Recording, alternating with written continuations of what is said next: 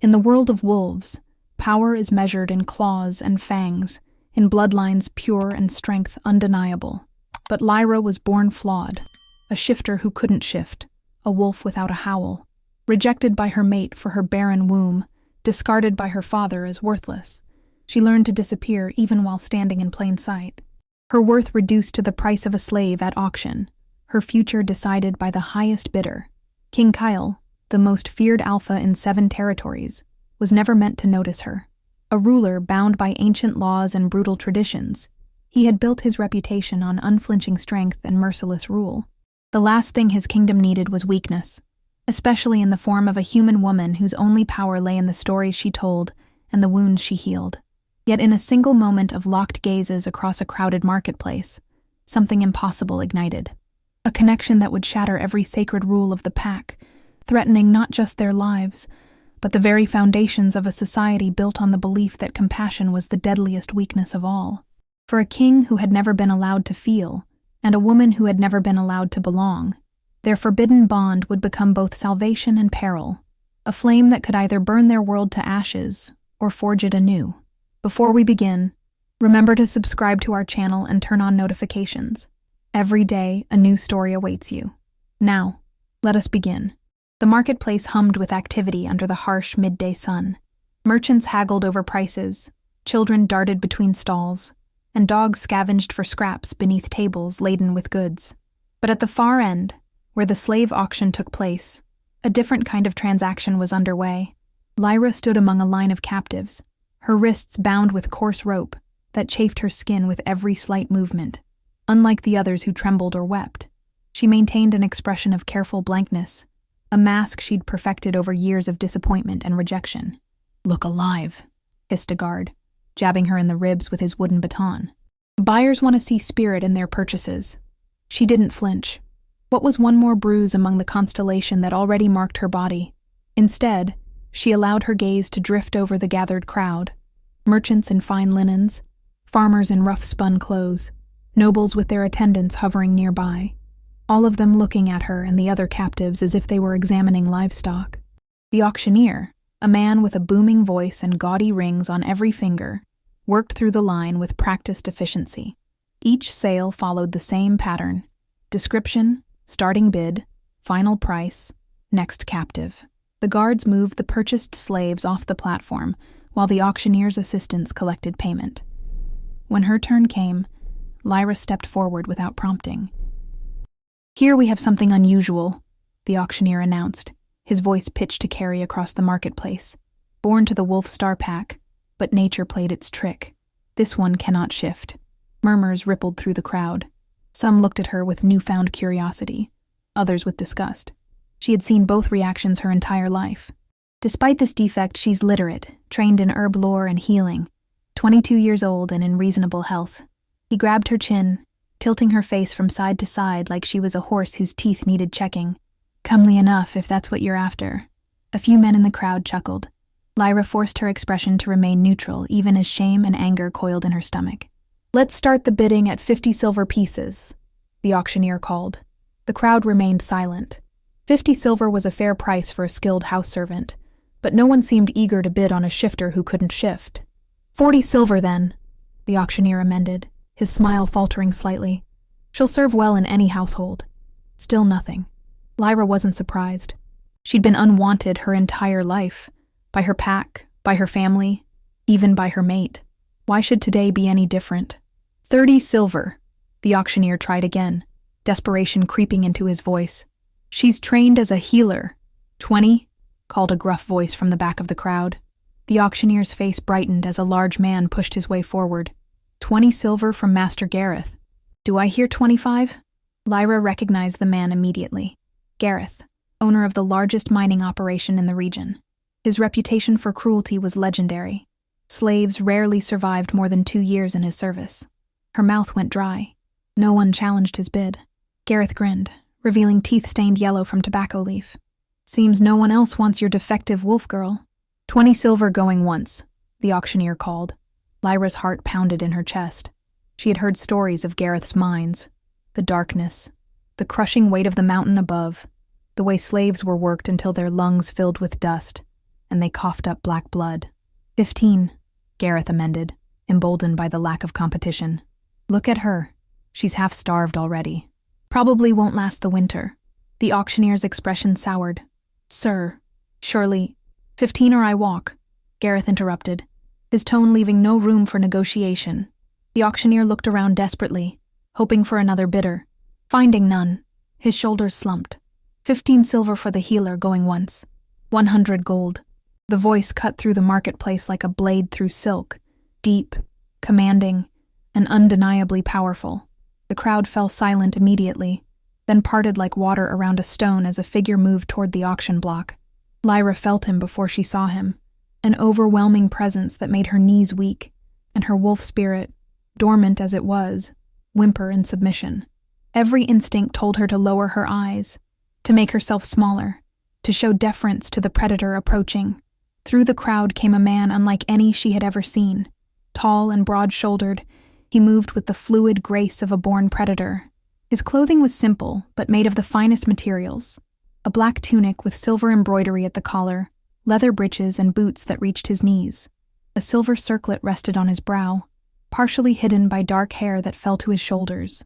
But it was his eyes that truly captured her, golden as harvest moons and just as cold.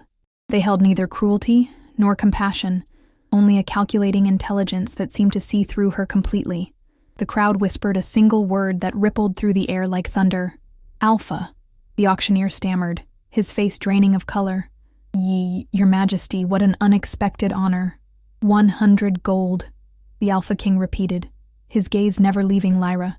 For the healer. Gareth's face contorted with anger. My lord, I had first claim. You had nothing. The Alpha's voice was quiet, but carried an unmistakable threat. His golden eyes flicked to the mine owner with casual disdain. Leave now. Without another word, Gareth slipped back into the crowd, all traces of his earlier bravado gone. No one challenged the Alpha King, not if they valued their lives. The auctioneer, still trembling, bowed deeply. 100 gold from His Majesty King Kyle. Going once, going twice. Sold. A collective gasp went through the crowd. 100 gold was an absurd amount for any slave, let alone one considered defective. Lyra herself couldn't comprehend it. Why would the Alpha King, ruler of the Northern Territories, pay such a price for her? King Kale approached the platform, and the crowd parted further, giving him a wide berth. The guards at either side of Lyra dropped to one knee, heads bowed low. Your Majesty, the auctioneer said, his voice quavering, would you like her prepared for transport to your palace? That won't be necessary. The king's voice was cold as winter. Cut her bindings. One of the guards scrambled to obey, sawing through the ropes with a small knife. When the bindings fell away, Lyra resisted the urge to rub her chafed wrists. The Alpha King studied her with those unnerving golden eyes. You're a healer. It wasn't a question, but Lyra nodded anyway. Yes, Your Majesty. I was trained by the Moonbloom Pack's elders.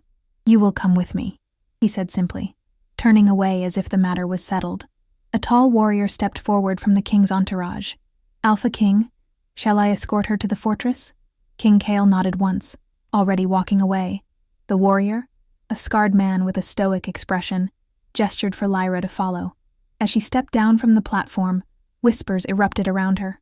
Why would the king want a shifter who can't shift? Did you see his eyes when he looked at her? The poor thing won't last a week in his service. Lyra ignored them all, keeping her eyes fixed on the king's retreating back. For better or worse, her fate was now tied to his.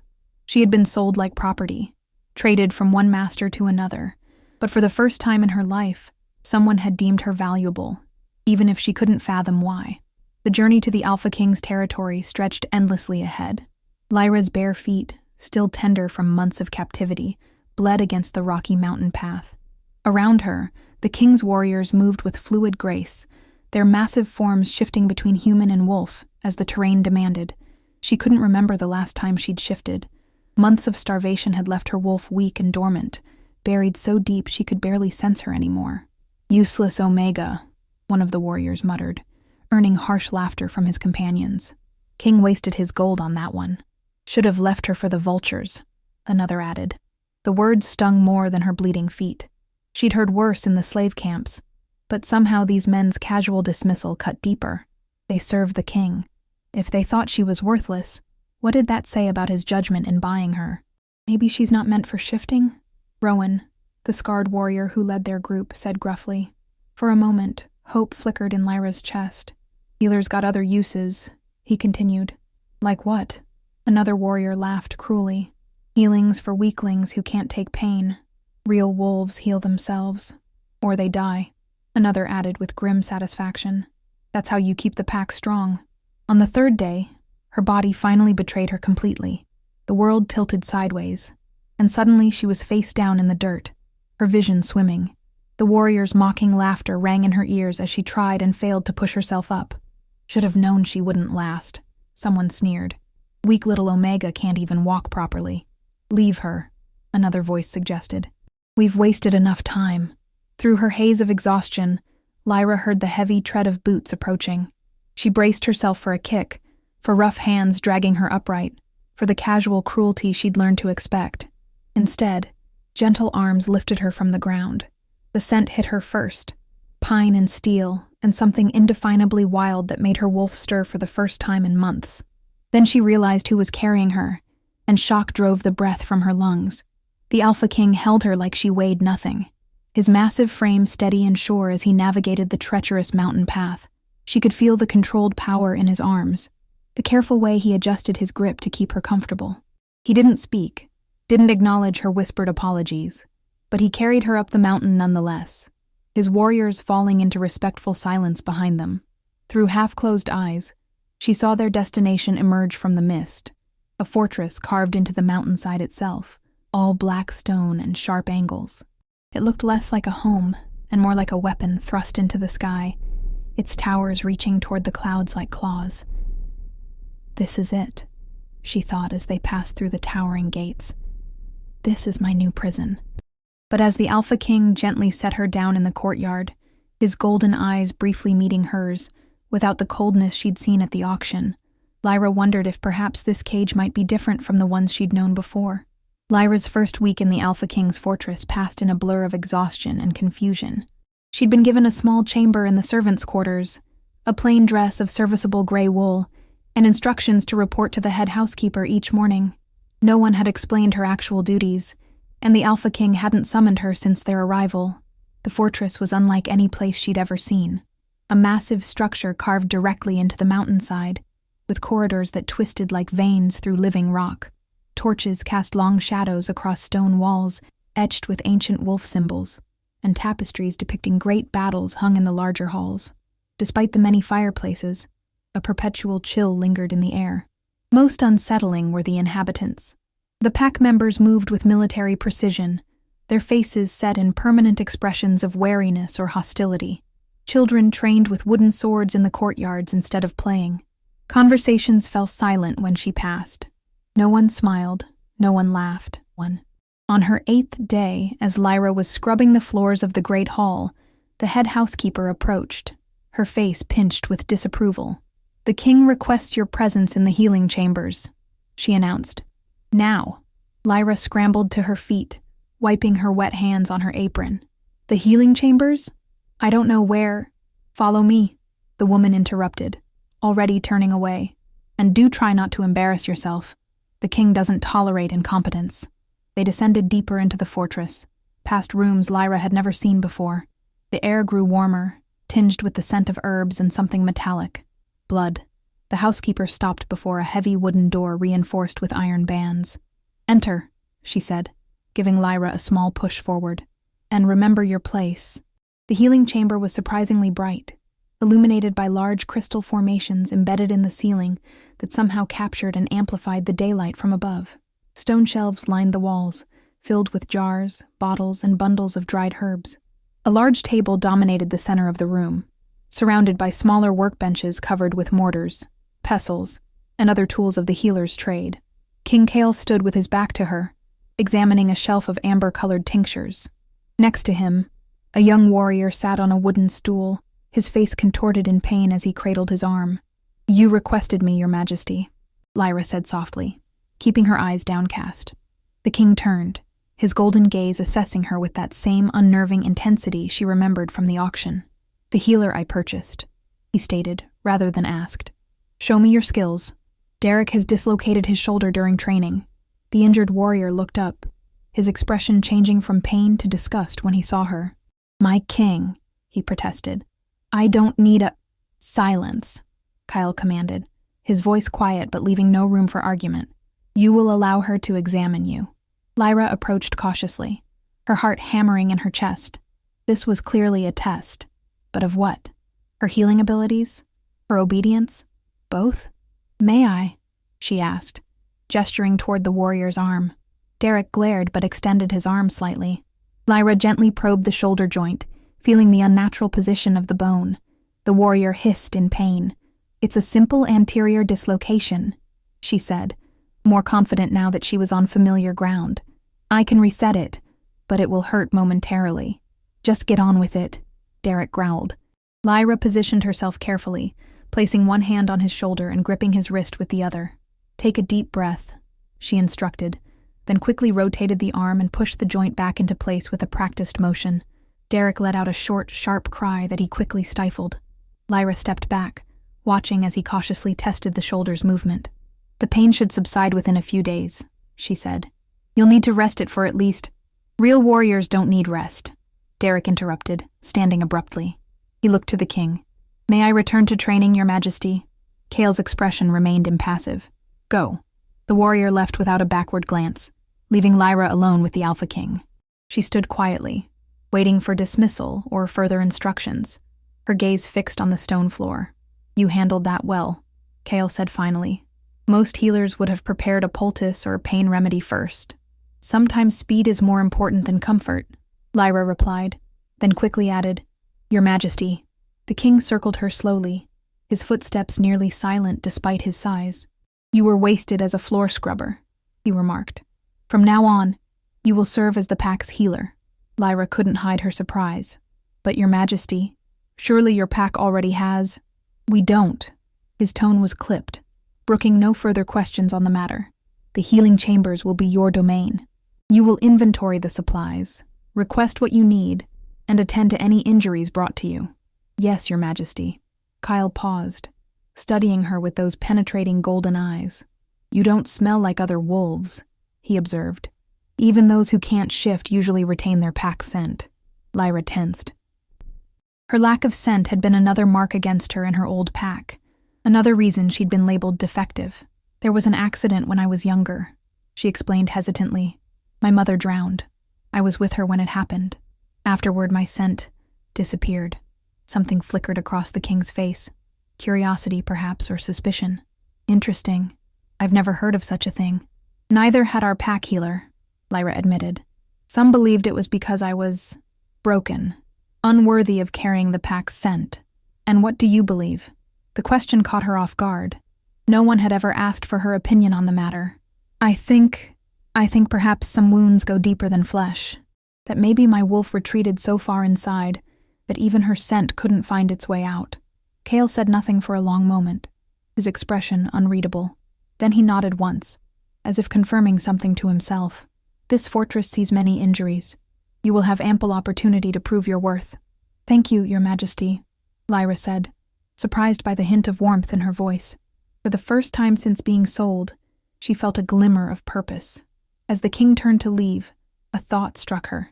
Your Majesty, she called, then immediately regretted her boldness when he paused at the door. May I ask why you bought me? 100 gold for a healer seems excessive. Kale regarded her with those unsettling eyes. I required a healer. You were available. He tilted his head slightly. Would you have preferred I left you to Gareth? No, Your Majesty. Then don't question good fortune, healer. With that, he left, the heavy door closing behind him with a definitive thud. Over the next few weeks, Lyra settled into her new role with growing confidence. The healing chambers became her sanctuary, a place where she could work unobserved and unbothered, except when her services were needed. She organized the shelves, identified the herbs and tinctures, and made notes of supplies they lacked. At first, warriors were reluctant to seek her help, preferring to suffer through their injuries rather than be treated by a defective half-breed, as she'd overheard one call her. But as word spread of her skill and efficiency, more began to appear at her door, especially for injuries that wouldn't heal quickly on their own. Broken bones, deep gashes, burns. She learned the rhythms of the fortress, how the guards changed shifts at dawn and dusk, how the kitchens came alive with activity 3 times daily, how the training yards filled with soldiers practicing combat techniques from sunrise to sunset. It was a place governed by rigid discipline and unspoken rules, many of which she was still discovering. One such rule became apparent when a young wolf, barely more than a pup, was brought to her with a training injury. The boy's arm had been broken in 2 places during a particularly brutal sparring match. "What happened?" Lyra asked, as she gently set the bone. The boy bit his lip to keep from crying out. "I wasn't fast enough," he whispered. "Master Rowan says pain builds character." Lyra frowned, but said nothing as she wrapped the arm in a splint. She'd noticed this attitude throughout the fortress, an almost religious devotion to suffering, as if pain itself were a virtue to be cultivated rather than a warning to be heeded. As she finished treating the boy, the door to the healing chambers swung open with a bang. A tall, lean man with silver-streaked hair and eyes like chips of ice strode in, his face contorted with fury. "What is the meaning of this?" he demanded, staring at the splint with disgust. "Who authorized this treatment?" Lyra stepped forward, instinctively placing herself between the man and the child. "The boy's arm was broken, sir. I know who you are." The man cut her off. "The king's pet healer. Craven, the king's uncle, and Beta." He turned to the boy. "Remove that splint immediately." The child looked between Craven and Lyra, fear evident in his eyes. "Sir," Lyra protested, "if he removes the splint before the bone sets, it could heal improperly. He might never regain full use of his arm." "Better a crippled warrior who understands pain than a whole one who fears it," Craven snarled. "In this pack, we earn our strength through suffering. This," he gestured at the splint, "this coddling only breeds weakness." The boy began unwrapping the bandages with trembling fingers. Lyra wanted to stop him, but knew it would only make things worse. "You will not interfere with our traditions again," Craven warned her, his voice low and dangerous. "The king may have brought you here on a whim, but he won't always be around to protect you. Remember that, half-breed." After he left, taking the terrified child with him, Lyra sank onto a stool, her hands shaking. What kind of place was this, where healing was considered a weakness? Where children were deliberately left to suffer in the name of strength? That night, as she lay in her narrow bed, Lyra found herself questioning the Alpha King's motives once again. Why bring a healer to a pack that scorned healing? Why pay a fortune for someone whose very purpose contradicted the fortress's harsh philosophy? The answer came 3 days later, when King Cale himself appeared at her door, his imposing figure silhouetted against the torchlight of the corridor. "Your Majesty," Lyra said, quickly rising from where she'd been grinding herbs. "How may I serve you?" Cale closed the door behind him, his movements deliberate and controlled. "I require your discretion, healer." He shrugged off his cloak, revealing a deep gash across his shoulder blade, a wound that should have been healing already with a shifter's natural abilities, but instead looked inflamed and angry. "Silver," Lyra breathed, recognizing the telltale signs of poisoning. "How did this happen?" "That's not your concern," the king replied, his voice tight with pain. "Can you treat it?" Lyra nodded, already gathering the supplies she would need. "Please sit, Your Majesty." As she cleaned the wound, she noticed other scars across his back, old injuries that had healed without proper treatment. Some were clearly from blades, others from claws or teeth.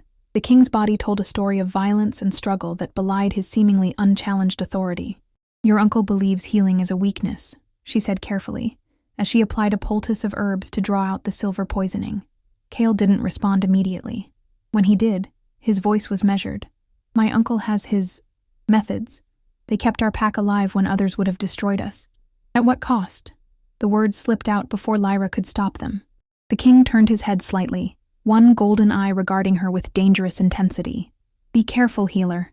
Questioning a beta is foolish. Questioning your alpha is suicidal." Lyra lowered her gaze, focusing on bandaging the wound. "Forgive me, Your Majesty." They fell into silence as she finished her work. When she was done, Cale rose and put his cloak back on, concealing all evidence of the injury. "No one is to know of this," he commanded. "Not the guards, not the servants, and especially not my uncle." "Yes, Your Majesty." He moved to the door, then paused. "You asked why I bought you," he said, his back still turned to her. "The truth is, every king needs someone who can be trusted to mend what's broken without asking how it broke. With that cryptic statement, he left, leaving Lyra alone with her thoughts and a new understanding of her place in the Alpha King's fortress. She wasn't just a healer. She was a secret keeper, a mender of wounds that no one was supposed to see. In a pack that valued strength above all else, the Alpha couldn't afford to appear vulnerable, even when wounded. And in Lyra, he'd found someone who existed outside their rigid hierarchy, someone whose very presence was already considered a weakness. Who better to hide his own? The mountain winds howled outside Lyra's window, rattling the wooden shutters as she carefully measured dried wolfsbane into a small glass vial. 3 months had passed since she'd become the pack's healer, and winter had settled over the fortress like a predator's jaws, bringing with it new challenges and injuries to treat. She'd grown accustomed to the strange rhythm of life here, the brutal training sessions that left warriors bleeding on her doorstep, the silent meals in the great hall where no one acknowledged her presence, the cold beauty of the stone fortress with its ancient carvings and endless shadows. The king had visited her chambers 7 more times since that first night, always after dark, always alone, always with injuries that should never have touched an alpha. Silver poisoning, wolfsbane-laced cuts, wounds that refused to heal with a shifter's natural abilities. Each time, he demanded her silence, and each time, she complied without question. Yet questions burned in her mind nonetheless. Who was wounding the Alpha King? Why did he hide these attacks from his pack? And why did he trust her, of all people, with his vulnerability? A sharp knock at her door interrupted her thoughts. Lyra quickly hid the vial of wolfsbane antidote she'd been preparing and wiped her hands on her apron. "Enter," she called, expecting another training injury or perhaps a kitchen burn. Instead, Rowan, the king's most trusted warrior, stepped into the chamber. His scarred face was set in its usual grim expression, but there was an urgency in his movements that put Lyra instantly on alert. "The king requires your presence," he said without preamble. "Bring your supplies." "Is someone injured?" she asked, already gathering herbs and bandages into her leather satchel. Rowan's expression didn't change. Not yet. He led her through the fortress corridors, taking unfamiliar routes that wound deeper into the mountain than she'd ever ventured. They passed fewer and fewer people until the only sounds were their footsteps echoing against stone and the distant drip of water from somewhere in the darkness. Finally, they reached a heavy iron door guarded by 2 warriors who nodded to Rowan and stepped aside without a word. Beyond lay a circular chamber carved directly from the mountain's heart. Torches flickered in iron brackets along the walls, illuminating a round stone table at the center where King Kyle stood with several of his highest-ranking warriors. The king looked up as they entered, his golden eyes finding hers immediately. "Healer," he acknowledged with a slight nod. "Join us." Lyra approached cautiously, aware of the curious and hostile glances from the gathered warriors. She'd never been invited to any kind of council before. 3 days ago, Cale began without preamble, a patrol discovered the bodies of 2 of our scouts near the eastern border. They had been killed with silver weapons, and their bodies displayed as a warning. Murmurs of anger rippled through the gathered wolves. Lyra remained silent, uncertain of why she'd been summoned for this discussion. "Last night," the king continued, "another patrol was ambushed. Only one returned." He gestured to a map spread across the stone table, marked with various symbols and annotations. "The Eastern Pack has been testing our borders for months, but this is their first direct attack. They believe us weakened after the summer drought reduced our hunting grounds." One of the older warriors leaned forward. "We should strike back immediately, my king. Show them the consequences of spilling our blood." Several others growled in agreement, but Kyle held up a hand for silence. "The Eastern Pack has been acquiring silver weapons through human traders. Our sources indicate they're preparing for a larger assault, possibly targeting the fortress itself." "All the more reason to strike first," another warrior insisted. "And walk into a trap?" Kyle's voice remained calm, but his eyes flashed dangerously. "No, we will draw them out on our terms." He turned to Lyra, who had been listening with growing confusion. "This is where you come in, healer. The Eastern Pack believes that silver is our greatest weakness. We will use that belief against them." Understanding dawned slowly. "You want me to develop a treatment for silver poisoning," she said. "Something that would allow your warriors to fight even after being wounded with silver weapons." A hint of approval flickered across the king's face. "Precisely. Can it be done?" Lyra considered the question carefully. Silver disrupts a shifter's natural healing abilities by creating a localized reaction that prevents the wolf's energy from flowing properly. If I could formulate something to counteract that disruption, at least temporarily, she nodded slowly. Yes, I believe it's possible, but I would need specific ingredients, some of which may be difficult to obtain in winter. Whatever you need will be provided, Kyle assured her. Rowan will assist you. The meeting continued as they discussed patrol routes, defensive strategies, and contingency plans. Lyra listened attentively, increasingly aware that she'd been granted access to information few in the pack were privy to. It was both an honor and a burden, one that painted a target on her back should anyone discover the king's plans. As the council dispersed, Cale beckoned her to remain. When they were alone, he studied her with that unnerving intensity she'd never quite grown accustomed to. "You understand what I'm asking of you," he said. It wasn't a question. "Yes, Your Majesty. You're asking me to create something that could turn the tide of a war." She met his gaze directly. "May I speak freely?" He inclined his head slightly. "Why me? Surely there are others in your pack with more knowledge of warfare, more loyalty to your cause." "Loyalty?" A humorless smile curved his lips. "My pack follows me out of fear and tradition. You've seen how they live. Strength through pain, power through dominance. It's all they know. And you wish it were different," Lyra observed quietly. The king's expression hardened. "What I wish is irrelevant. I inherited a broken system and must work within it to keep my people alive. Even if that means perpetuating the very thing that's breaking them." Cale's eyes flashed dangerously. "You forget yourself, healer. Forgive me, Your Majesty." Lyra lowered her gaze, but her mind was racing. In that unguarded moment, she'd glimpsed something beneath the Alpha's cold exterior. A conflict, perhaps even regret. "To answer your question," he continued after a moment, his voice carefully controlled, "I chose you because you exist outside our hierarchy. You have no allegiance to old feuds or political factions within the pack, and because you've proven yourself observant." The way he said the last word made it clear he was referring to her discretion regarding his injuries. Lyra nodded her understanding. "I'll begin work on the antidote immediately," she promised. "Though I'll need access to your library for research." "Granted. Rowan will show you the way." Cale moved toward the door, then paused. "One more thing, healer.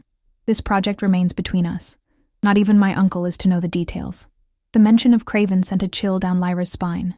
The beta had made his disdain for her abundantly clear in the months since their first encounter, going out of his way to undermine her position and turn others against her. If he learned she was working directly with the king on something so crucial. "I understand, Your Majesty." After the king left, Rowan escorted her to the fortress library, a vast chamber filled with ancient scrolls, leather-bound tomes, and carefully preserved manuscripts. Under different circumstances, Lyra might have been awestruck by such a collection. Instead, she focused on the task at hand, gathering texts on herbalism, alchemy, and shifter physiology. For the next week, she divided her time between treating the pack's everyday injuries and developing the silver antidote. Her chamber became a laboratory, filled with bubbling concoctions and carefully labeled ingredients. She slept little, ate less, and ignored the whispers that followed her through the fortress corridors. Word had spread that the healer had been granted special privileges by the king. Some believed she was a spy from another pack. Others speculated she was the Alpha's secret lover.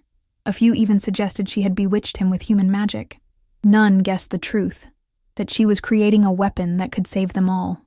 On the 8th night, exhausted from another failed attempt at the antidote, Lyra was startled by a soft knock at her door.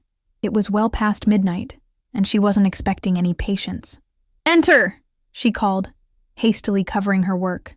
The door opened to reveal a small figure, a girl no more than 12 years old, with wide eyes and a nervous expression. "Are you the healer?" she asked in a whisper. "I am," Lyra confirmed, setting aside her notes. "Are you injured?" The girl shook her head. "Not me, my brother. He's been hurt, but he's afraid to come here." "Afraid? Why?" "Master Craven says healing is for the weak," the girl explained, her eyes darting to the corridor behind her. "He says any wolf who seeks treatment instead of bearing the pain deserves to be cast out." Anger flared in Lyra's chest, a hot, sudden feeling that surprised her with its intensity. "Where is your brother?" "In our quarters. Can you come? Please?" It was against protocol to leave her chambers after dark, especially to treat someone in secret. If Craven discovered her, but the girl's pleading eyes made the decision for her. "Let me gather my supplies," Lyra said, reaching for her satchel. The girl led her through rarely used corridors and servants' passages, until they reached the lower levels where the youngest pack members were housed. In a small, sparsely furnished room, a boy of perhaps 14 lay curled on a narrow bed, his face contorted in pain. "It's all right," the girl whispered to him. "I brought the healer. She'll help you." The boy's eyes widened in fear. "You shouldn't have done that, Mira. If anyone finds out—" "No one will find out," Lyra assured him, kneeling beside the bed. "Now show me where it hurts." Reluctantly, the boy rolled onto his back, revealing a deep gash across his ribs that had begun to fester. The wound was several days old and showed clear signs of infection. Left untreated, it could turn fatal, even for a shifter. "Training accident?" Lyra asked as she gently cleaned the wound. The boy nodded, wincing. "Master Craven said it would make me stronger to bear it. And has it?" Lyra couldn't keep the edge from her voice. The boy looked away. "I can't shift anymore," he admitted in a whisper. "I try, but it hurts too much, and my wolf won't come." Lyra applied a poultice of herbs to draw out the infection, her movements gentle but her thoughts turbulent. This wasn't strength through suffering. This was cruelty masquerading as tradition. How many others were suffering in silence, afraid to seek help because of Craven's twisted philosophy? "This will need daily treatment," she told the siblings. "But I can't come here again without risking discovery. You'll need to come to my chambers at dawn, before training begins." "But if Master Craven sees us," the boy began. "He won't," Lyra promised. "I'll make sure of it." After ensuring the boy was comfortable and instructing his sister on how to change the bandages, Lyra made her way back through the darkened fortress. Her mind was filled with plans, ways to treat the wounded in secret, places to establish hidden caches of medical supplies, methods to counter Craven's influence without directly challenging him.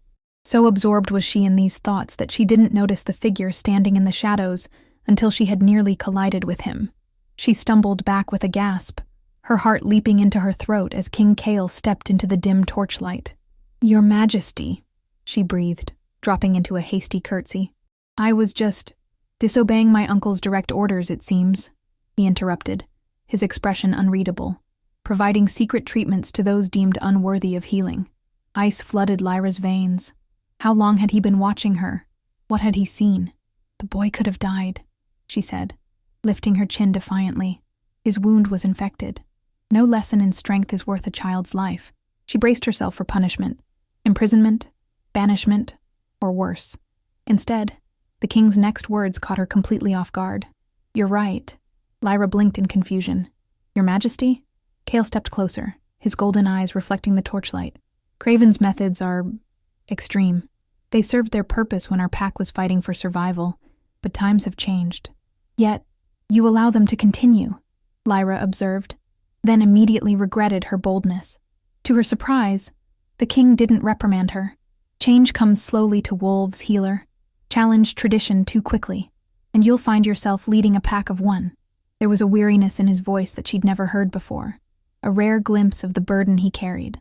For a moment, Lyra saw past the fearsome Alpha King to the man beneath, one who had inherited not just a crown, but also the weight of generations of tradition. "The silver antidote," she said suddenly, making the connection. "It's not just about defeating the Eastern Pack, is it? It's about showing your people there's another way, that healing isn't weakness, but strength of a different kind." Cale's expression revealed nothing, but his silence was confirmation enough. "I'll continue treating those who need it," Lyra declared. "Discreetly, of course. And if Craven discovers your defiance, then I'll face the consequences." She met his gaze steadily. "Some things are worth the risk, Your Majesty." Something shifted in the king's eyes. Respect, perhaps, or recognition. "Indeed they are," he murmured. Then louder, "Return to your chambers, healer. Dawn comes early, and you have patience waiting." As she continued on her way, Lyra felt a strange warmth in her chest. Not quite hope, but something adjacent to it.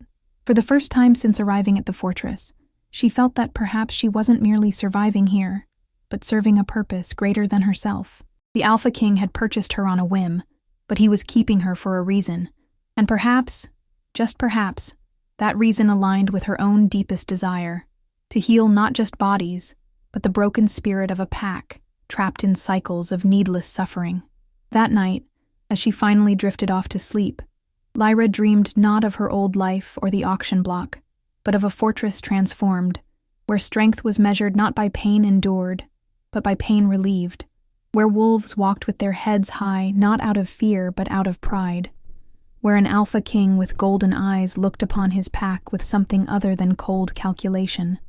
It was a beautiful dream, even if it could never be reality. But when she woke at dawn to find a small line of injured wolves waiting outside her door, children and adults alike, who had heard whispers of a healer who wouldn't turn them away, Lyra thought that perhaps some dreams weren't as impossible as they seemed. The eastern sky was just beginning to lighten when Lyra heard the alarm horns. Their deep, resonant call echoed through the fortress, pulling her from a fitful sleep filled with dreams of silver blades and golden eyes. 3 long blasts followed by 2 short ones, the signal for attack. She was on her feet instantly, pulling on her dress and gathering supplies into her satchel with practiced efficiency. In the 5 months since she'd arrived at the fortress, she'd learned to read the rhythms of pack life, including their warning signals. 3-2 meant enemies at the gates, immediate danger, all warriors to defensive positions. The hallways were already filled with activity, guards running to their posts, servants hurrying to secure provisions, younger pack members being ushered to the safety of the inner chambers. Lyra moved against the flow, heading toward the great hall where the wounded would be brought. "Healer!" a voice called out. She turned to see Rowan striding toward her, his face grim beneath his scars. "The king requests your presence in the war room immediately, but the wounded will be tended after the king's needs are met," Rowan finished firmly. "Come, now." He led her through corridors she rarely traversed, climbing ever higher into the fortress until they reached a heavy iron door guarded by 4 of the pack's elite warriors. They nodded to Rowan and parted, allowing them passage into a circular chamber dominated by a massive stone table. King Kale stood at its center, his powerful frame bent over maps and documents scattered across the surface. Around him gathered his most trusted advisors, including Craven, whose cold eyes narrowed at Lyra's entrance. "Why is the half-breed here?" he demanded, not bothering to lower his voice. The king didn't look up from his maps. "Because I summoned her, uncle. In the middle of an attack, we need warriors, not healers."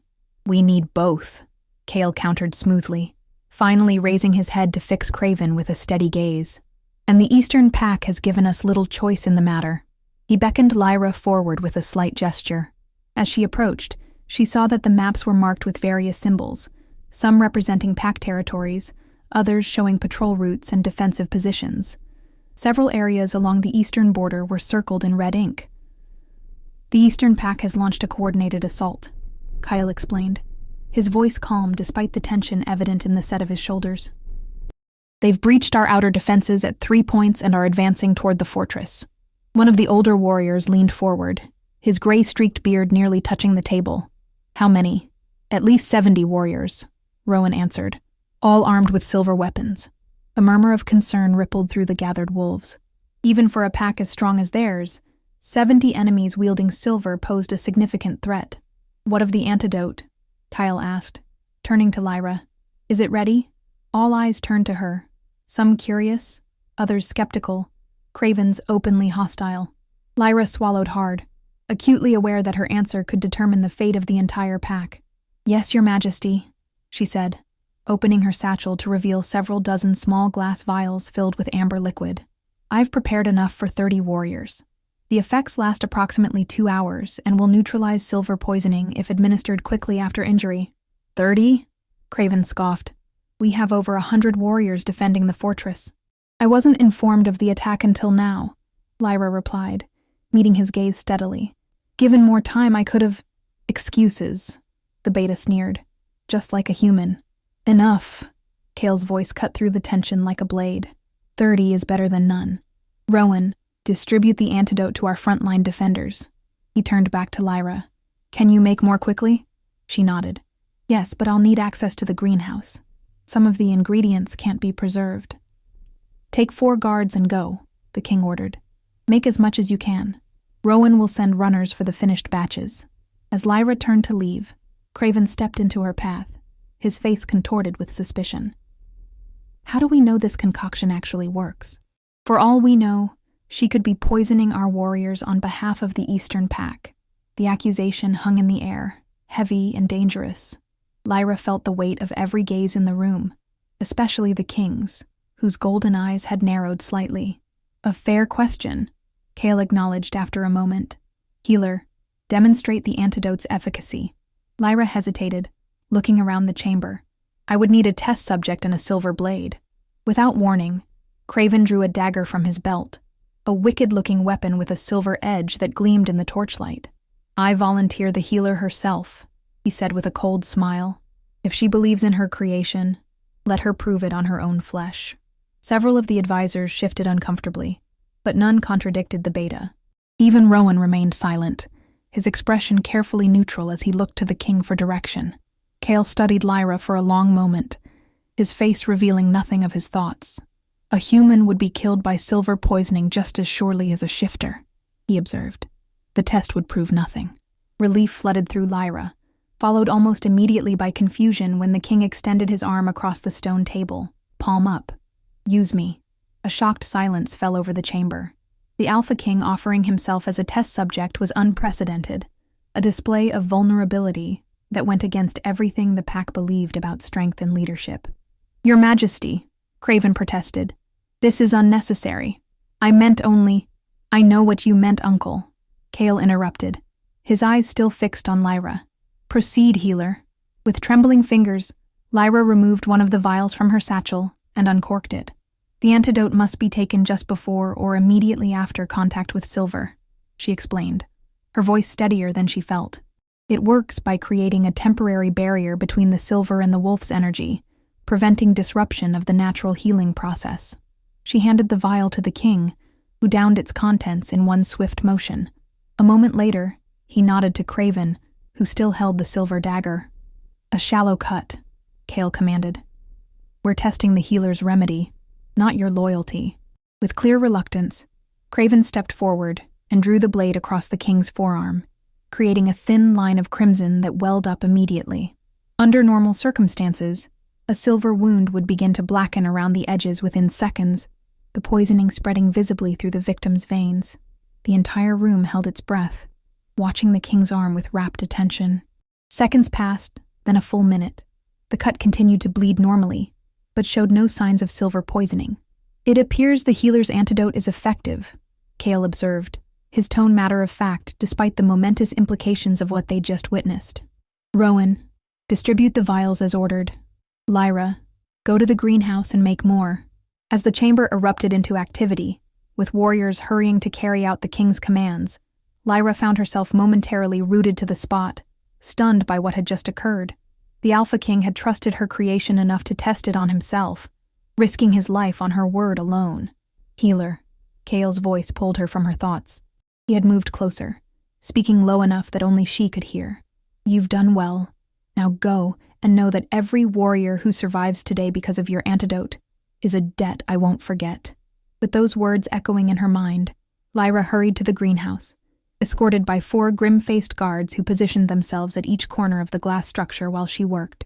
The sounds of battle drifted up from below, clash of weapons, snarls of fighting wolves, the occasional scream that made her hands falter in their careful measuring and mixing. She worked with single-minded focus, producing batch after batch of the precious antidote, which runners collected at regular intervals to deliver to the front lines. Hours passed in a blur of crushed herbs, bubbling mixtures, and the constant, terrible awareness that lives depended on her speed and accuracy. It was nearly sunset when the door to the greenhouse burst open, startling Lyra so badly she nearly dropped a vial of concentrated wolfsbane extract. Rowan stood in the doorway, his armor splattered with blood, his face a mask of urgency. The king has been wounded, he announced without preamble.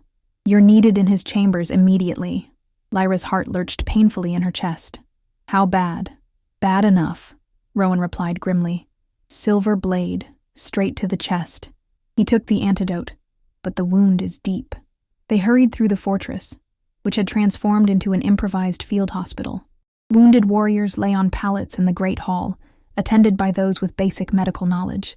Lyra caught glimpses of silver-blackened wounds, heard the moans of the dying, smelled the acrid scent of burned flesh where cauterization had been attempted to stop the spread of poisoning.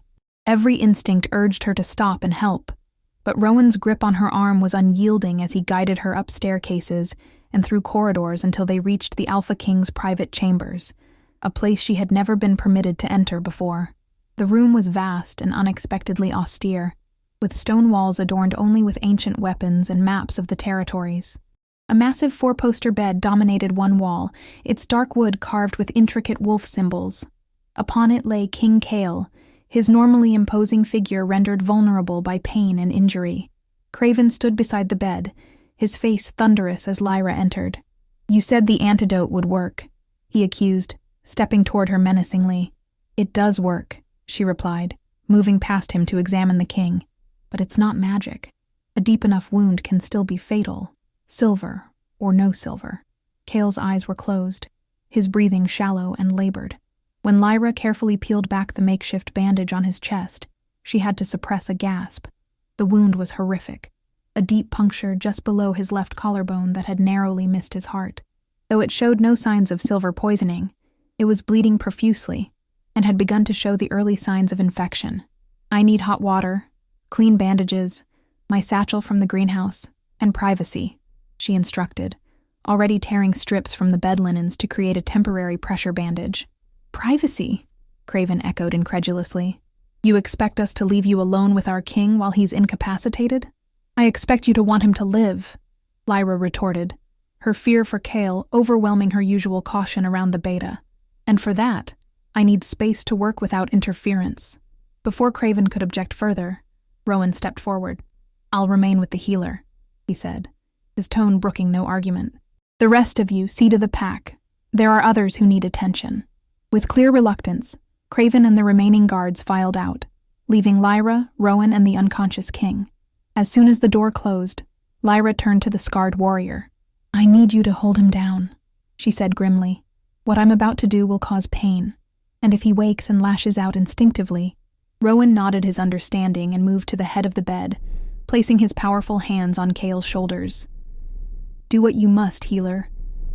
For the next hour, Lyra worked with single-minded determination, cleaning the wound, extracting fragments of the blade that had broken off inside, and carefully stitching the damaged tissues. Throughout the procedure, Cale remained mercifully unconscious, stirring only occasionally with a low growl of pain that made the hairs on the back of Lyra's neck stand on end. Finally, she applied a poultice of herbs to fight infection and wrapped the king's chest in clean bandages. "The wound is deep, but the antidote prevented silver poisoning," she told Rowan as she washed blood from her hands in a basin. "If infection doesn't set in, he should recover, though it will take time." "Time we may not have," Rowan murmured, his gaze fixed on the king's pale face. The Eastern Pack was driven back, but not defeated.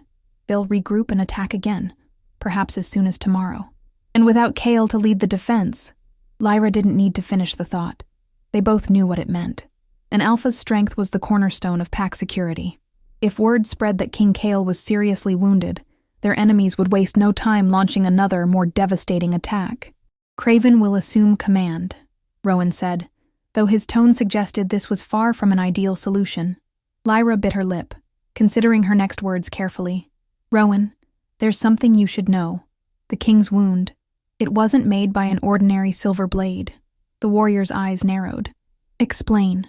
"The cut was too precise, too calculated. It was aimed exactly where it would cause maximum damage without being immediately fatal." She met his gaze steadily. "This wasn't a random injury sustained in battle. Someone wanted the king incapacitated but not dead. An assassination attempt designed to look like a battle wound," Rowan concluded, his scarred face darkening. "You believe it was someone from within our own pack." It wasn't a question, and Lyra didn't treat it as one. "I've treated the king for similar wounds before. Always in secret, always after he'd been alone with certain members of his inner circle." Rowan's expression revealed nothing, but his hand had moved to the hilt of his sword, fingers curling around it unconsciously. "You're making a dangerous accusation, healer." "I'm making no accusation at all," she replied carefully, "merely stating facts. What you choose to do with them is your concern." Their conversation was interrupted by a low groan from the bed. Cale's eyes flickered open, hazy with pain, but alert enough to recognize them. Report, he demanded, his voice a hoarse whisper. Rowan moved immediately to his side. The Eastern Pack has retreated, my king. We suffered 12 deaths and 31 injuries, most from silver weapons. Without the healer's antidote, the toll would have been much higher. Cale's golden gaze shifted to Lyra. The antidote worked? Yes, Your Majesty, she confirmed. Those who received it were able to continue fighting even after sustaining wounds from silver weapons. It turned the tide of the battle. A ghost of a smile touched the king's lips. Good. He attempted to sit up, only to fall back with a barely suppressed growl of pain. You shouldn't move, Lyra admonished, stepping forward to check that his bandages remained in place. The wound is severe. You've lost a lot of blood, and there's risk of infection. I don't have the luxury of convalescence, Kyle retorted, though he made no further attempt to rise. The Eastern Pack will return, and soon. They must not know I'm wounded. With respect, my king, Rowan interjected. You can barely sit up, let alone lead a defense. Perhaps it would be wise to allow your uncle to— No. The single word carried such authority that even Rowan fell silent. Craven must not take command. Not now. The implication hung in the air between them, unspoken but understood. If Lyra's suspicions were correct, placing Craven in charge would be handing control to the very person who might have orchestrated the assassination attempt. What would you have us do then? Rowan asked. Cale's eyes flicked between his loyal warrior and the healer who had saved his life. For now, maintain the illusion that I am uninjured. Let it be known that I am secluded in strategic planning, not recovering from a wound. Rowan, you will act as my voice, relaying my orders to the pack. And the healer? Rowan nodded toward Lyra. She stays with me, Cale declared. Day and night, until I'm strong enough to face the pack again. Lyra's pulse quickened at the implication. Being assigned as the king's personal healer would mean constant proximity, shared secrets, and inevitable intimacy of a kind that transcended physical boundaries. It would also mean placing herself directly in the path of whoever had tried to kill him. Yes, Your Majesty, she said softly, accepting both the honor and the danger that came with it.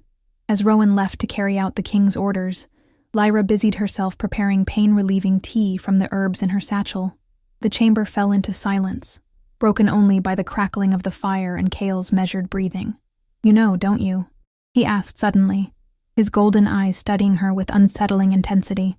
About the blade, about who wielded it. Lyra paused in her work, choosing her words with care. I have suspicions, Your Majesty. Nothing more. Share them. It wasn't a request. Lyra turned to face him fully, aware that her next words could change everything between them, could possibly sign her death warrant if she was wrong. The wound was precise, she began, calculated to incapacitate without killing. It matches previous injuries you've sustained, always after private meetings with your inner circle, always with Silver or Wolfsbane. She took a deep breath. And there's only one person in your pack who has consistently opposed your methods, who stands to gain from your incapacitation, and who has the skill to inflict such a specific wound. My uncle, Cale stated flatly. Lyra nodded once, her throat suddenly dry. It fits the pattern, Your Majesty. To her surprise, the king didn't seem shocked or angered by her assessment. Instead, a weary resignation settled over his features. I've known for some time, he admitted. Craven believes I've grown soft, that my methods will lead our pack to ruin. He thinks himself more worthy of leadership. Then why not challenge you directly? It's his right as beta. A humorless smile curved Kyle's lips. Because he knows he would lose. For all his scheming, Craven understands one fundamental truth. I am the stronger wolf. In a direct challenge, I would kill him, and he knows it. So instead, he weakens you gradually, Lyra concluded. Small wounds, silver poisoning, undermining your authority with the pack, while simultaneously ensuring no one else questions his loyalty. Cale's expression darkened. It's a clever strategy. Had you not discovered the antidote, today's battle injury might have been enough to force me to cede temporary leadership to him. And temporary power has a way of becoming permanent. Lyra moved to the bedside, offering the cup of herbal tea she'd prepared. The pack would never accept him as alpha if they knew what he'd done. They would never believe it, Cale countered, accepting the tea with a slight nod of thanks. Craven has spent decades cultivating his image as the guardian of pack traditions, the keeper of our strength. To many, especially the older warriors, he represents the old ways, the the certainty of a system that kept us alive through countless threats. While you represent change, Lyra observed softly. Uncertainty, the risk of something new. Their eyes met over the rim of the cup, and in that moment, Lyra felt a connection deeper than words, an understanding that transcended their roles as alpha and healer. They were two outsiders in their own ways, each fighting against a system that demanded conformity at the cost of compassion. "You should rest, Your Majesty," she said finally, breaking the charged silence between them. "Your body needs time to heal, even with the antidote." Cale set aside the empty cup, his movements careful to avoid straining his injured shoulder. "And if the Eastern Pack attacks again before I'm recovered, then we'll face that challenge when it comes," Lyra replied, with more confidence than she felt. "For now, focus on healing. The pack needs its alpha whole and strong." As she turned to prepare more medicinal herbs, Cale's voice stopped her, softer than she'd ever heard it, almost vulnerable. "Why do you care, healer? About me? About this pack? We've given you little enough reason to wish us well." The question caught her off guard. Why did she care? She'd been brought here against her will, treated as property, subjected to suspicion and hostility at every turn. By all rights, she should welcome the pack's destruction, or at the very least remain indifferent to its fate. Yet somewhere along the way, something had changed. The fortress had become more than a prison. It had become a place where she had purpose, where her skills were valued, where she could make a difference. And the Alpha King had become more than her captor. He had become someone she respected, perhaps even, because healing is what I am, not just what I do, she answered finally, meeting his golden gaze without hesitation. And because I believe there's something worth saving here, even if it's buried beneath centuries of pain and mistrust. Cale studied her for a long moment, his expression unreadable. Then, with a slight nod that somehow conveyed both acceptance and gratitude, he closed his eyes and allowed himself to rest.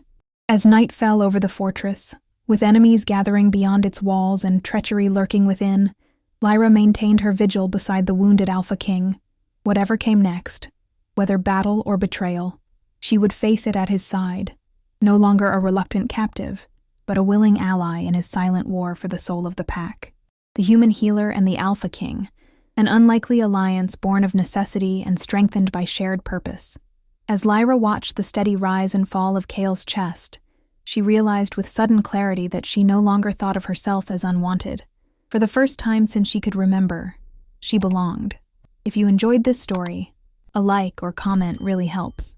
And if you wish to hear more tales like this one, make sure you subscribe so you never miss the next tale.